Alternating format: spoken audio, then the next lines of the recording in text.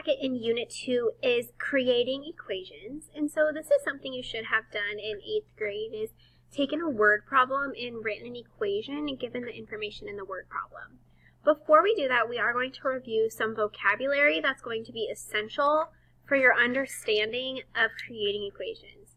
So my first word here is equation. And equation is a number sentence that contains an equals symbol. So whenever you're talking about an equation, you should be looking for that equals symbol. So for example, we could have 5x plus 4 equals 10. As long as you have that equal symbol, that is an equation. A non-example would be 5x plus 4. So that is an expression because it doesn't have the equal symbol dividing the left and the right-hand side. A linear equation is an equation between two variables that gives a straight line when plotted against a graph. So for example, we could have y equals 5x plus 6, or y equals negative 5x minus 4. So you're looking for two variables with x raised to the first degree. So a non-example would be y equals 2x squared plus 3x plus 1. Because you have that squared, that makes it a quadratic, which is not linear. And that will actually be Unit 3. Rate of change is a rate that describes how one quantity changes in relation to another. Rate of change in linear equations is the slope, so that word should sound familiar. Rate of change and slope mean the same thing in Unit 2 when we're talking about linear equations. So, for example, you could have a y equals 2x plus 4. Your rate of change equals 2. Your slope is always the number in front of x. In that same example, your rate of change does not equal 4. That is going to be your y-intercept.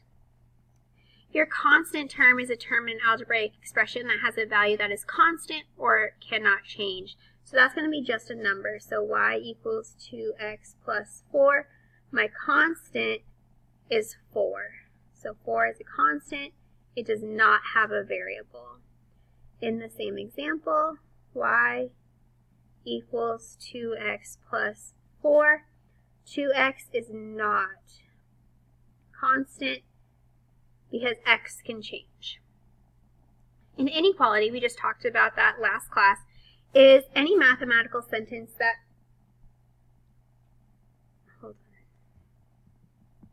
sorry, I got distracted by a bug.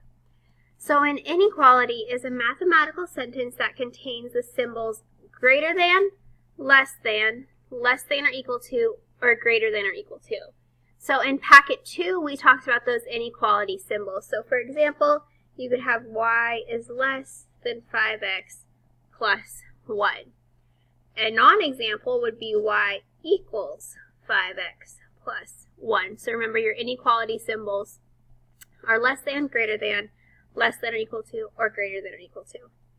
Your slope, so remember, slope and rate of change are the same for linear equations, and it's the ratio of the vertical and horizontal changes between the 2 points on the surface or a line.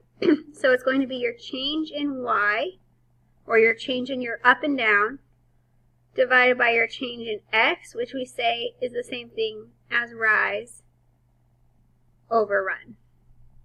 A non-example would be run over rise, or change in x over change in y. So remember, slope is rise over run, or your change in your y values divided by your change in your x values. An ordered pair is a pair of numbers, x comma y, that indicates a position of a point on a Cartesian plane. So remember that your x always comes first, followed by your y. So we could have the point 5, 2, where x equals 5, y equals 2. And I don't have a good non-example for that, so because this is something that you seem to be pretty comfortable with as we've been working through Unit 2, we're just going to leave it at that. Your x-intercept is the point on the line where it crosses the x-axis. So your x-intercept for this graph is 1, 0. A non-example would be your y-intercept. And for this graph, it is 0, 2. So you have two intercepts. You have your x-intercept where it crosses the x-axis, and your y-intercept where it crosses the y-axis. And right here, we're talking about the x-intercept. When you flip the page,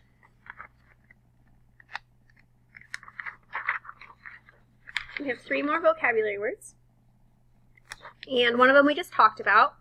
So your y-intercept is the point where a line meets or crosses the y-axis. Remember, your y-axis is your vertical axis. So for this, it says 0, 3.5. And a non-example would be your x-intercept, which is 7, 0. So your y-intercept is where it crosses the y-axis.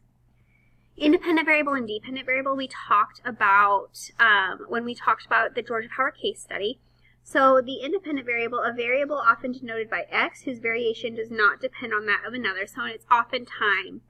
So it's going to be your x variable.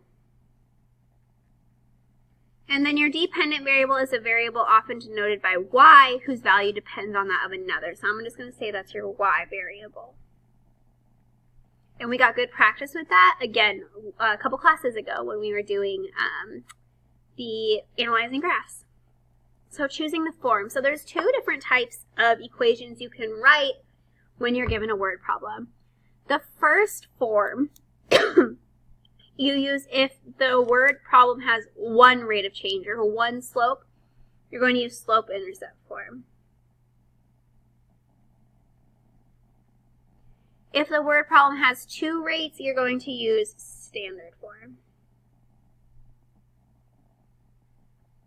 So those are the 2 forms that we are going to talk about throughout this video. So we are going to cover slope-intercept form first, and this is probably the form of equation that you are most familiar with. And slope-intercept form is y equals mx plus b, where m is your slope, and b is your constant or your y-intercept. Your y-intercept is also your starting value or your starting point. Those are often some keywords you could look for y-intercept. So example number 1 says you are visiting Baltimore, Maryland, and a taxi company charges a flat fee of $3 for using the taxi and 75 cents per mile. Write an equation that you could use to find the cost of a taxi ride in Baltimore, Maryland. Let x represent the number of miles and y represent the total cost. So your slope words are going to be per. Your constant words are going to be flat fee, starting point, initial cost, or value. So those are your keywords for finding your constant. The big word you're looking for slope is per, so, or every,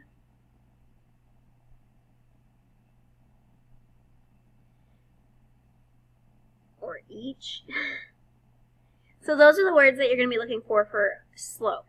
So in this word problem, it says you are visiting Baltimore, Maryland, and a taxi company charges a flat fee of $3 for using the taxi and 75 cents per mile. So using our keywords here, we know that 75 cents is going to be my slope or my m value because of that keyword per. And my flat fee is going to be my constant or my starting point, which is $3. So my equation equals y equals 0.75x plus $3.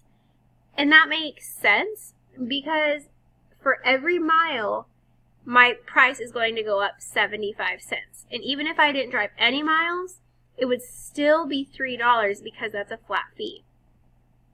So part A says how much would a taxi ride for 8 miles cost? Which value is given in the problem, x or y? So we have to think about this. We have to think about what does my y represent and what does my x represent? Well, whatever comes after per is going to be your x. So my x represents miles. My y represents cost. So in this situation, my cost depends on how many miles I drive. So the cost, or your dependent variable, depends on the miles, or your independent variable. So for this, we are going to plug it in for the x value. So we have y equals 0.75x plus $3. So I need to plug in 8 miles for my x. So I have y equals 0.75 times 8 plus 3. And when I do that in my calculator, I get 0.75 times 8 is 6 plus 3. 0.75 times 8 is 6 plus 3 is 9. So it would be $9 for an 8-mile taxi ride. B says if a taxi ride costs $15, how many miles did the taxi travel? Which value is given in the problem? So again, we have to go back up to where we annotated what my variables represent. My cost is my y value. So they give me $15, which is my cost in this problem. So I'm going to plug in 15 for y this time. So I get 15 equals 0.75x plus 3. And I need to solve for x. So I'm going to draw my line. I need to subtract 3 from both sides. That cancels out on the right. I get 12 equals 0.75x. So to get x by itself, I divide both sides by 0.75. And when I do that in my calculator, 12 divided by 0.75, I get 16. So for the taxi ride to cost $15, we must have traveled 16 miles. And I figured that out by plugging in $15 for my cost and solving for x, which represents my miles. All right, let's do a couple more examples. So example number 2 says an airplane 300,000 feet above the ground begins descending at the rate of 2,000 feet per minute. Assume the plane continues at the same rate of descent. Write an equation that you could use to find the plane's altitude. So I am going to write an equation in y equals mx plus b. So I need to identify my m, or my slope, and my b, which is my constant. I remember, so I'm going to underline, so an airplane 3,000 feet above the ground begins descending at a rate of 2,000 feet per minute. So my slope is going to be my rate, or my rate of change, and this problem tells me that my rate of change is 2,000 feet per minute. I'm descending, that tells me it's going to be negative. So I have y equals negative 2,000x, and then my constant is where my plane started, which is positive 30,000 feet. So the equation y equals negative 2,000x plus 30,000 represents this airplane in this situation.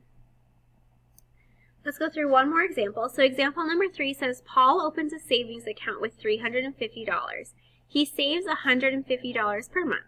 Assume that he does not withdraw any money or make any additional deposits. Write an equation that you could use to find the amount of money in Paul's savings account. So he opens a savings account with $350. He saves $150 per month. So I only have one rate. So I know I'm using slope-intercept form. My rate of change is this $150 per month. So my keyword per tells me my slope. And his starting value was $350. Remember, your starting value is always your y-intercept. So the equation here would be y equals 150x plus 350. So for every 1 month, his bank account will increase by $150. Must be nice. All right, I will see you in the next video where we cover standard form.